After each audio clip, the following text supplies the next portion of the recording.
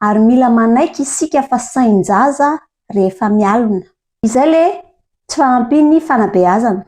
Tsy fanampin'ny fanabeazana amin'ny fitiavan-tena ara-pahasalamana.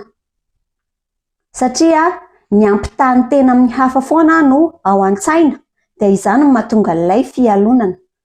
Raha ohatra ka trongisitsika hiala tao amin'ny saitsika izany resaka fifaninanana izany dia mihena ny fialonana. Satria tsy misy olombelona natao hifaninana.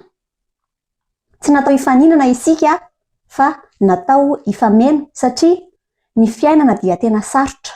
Sarotra be ny miaina eto ambonin'ity tany ity.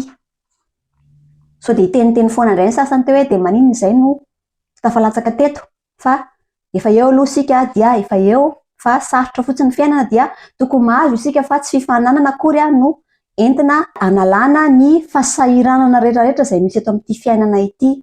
Ka rehefa mialona izany dia zaza fisainana, mamotika ny firaisan-kina izany, dia mila fantaritsika fotsiny izany aloha hoe ao anatin'izany eta izany isika. Rehefa tezitra dia tsy voatery hoe misy zavatra hafa nataon'ilay olona fa mety hoe isika ny mialona, tonga dia tondroako ohatran'izany ilay izy.